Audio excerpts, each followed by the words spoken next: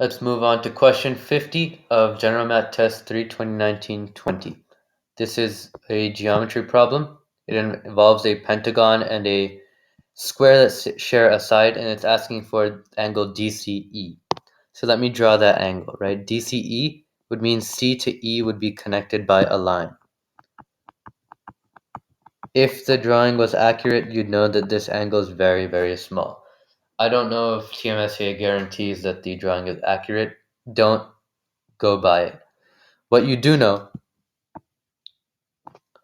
is that the square, all four sides are equal, therefore all four angles are equal in length, are equal in degree, and a square has four right angles. Now the pentagon, same thing. All five sides are of equal length, meaning all five of them have like equal angle measures. So the sum of all the internal angles in a polygon is given by the formula 180 times n minus 2. And then if it's a regular polygon, or if all of the side lengths are of equal length, then you can divide that by the number of side lengths, and then you get your angle measure for each side length. And in this case, you can divide by n to find the equal angle measure. So you just plug in. N is the number of sides. You have a pentagon that's 5 sides. 180 times 5 minus 2 is 3. 180 times 3 over 5. So 180 times 3 is going to be 540. Divide that by 5 and you get 108 is each individual angle measure. So each individual angle measure is 108 degrees.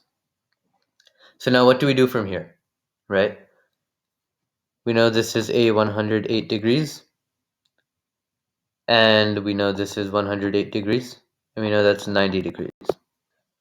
So now let me redraw this a bit bigger.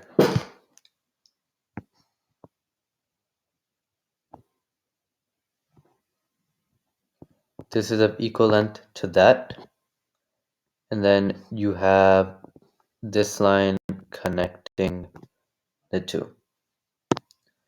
It's asking for this angle measure, and you have this is D, that's going to be E, and this is C. So now what do you see? I see a triangle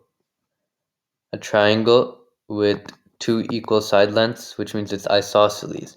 So angle DCE is going to be equal to angle DEC because their corresponding sides are of equal length. Which means if we find angle D, then we can find the other two angles. And it turns out we can find angle D.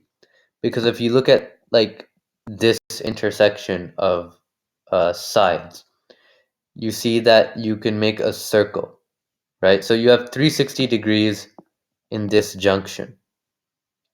And of those, I tell you that this part is equal to 108 degrees, and this is 90 degrees. You add those up, you get 198 degrees, which means this whole part is going to be of the value of 162 degrees. Okay? Which means angle D is 162 degrees. So 180 minus 162 should get us the sum of the remaining angles. That's 18. 18 is the sum of DCE and DEC.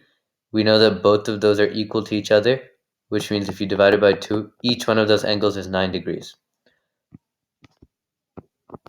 Which means the measure of angle DCE is equal to 9 degrees. That's answer choice C. And with that, we conclude Test 3 of General Math 2019-20.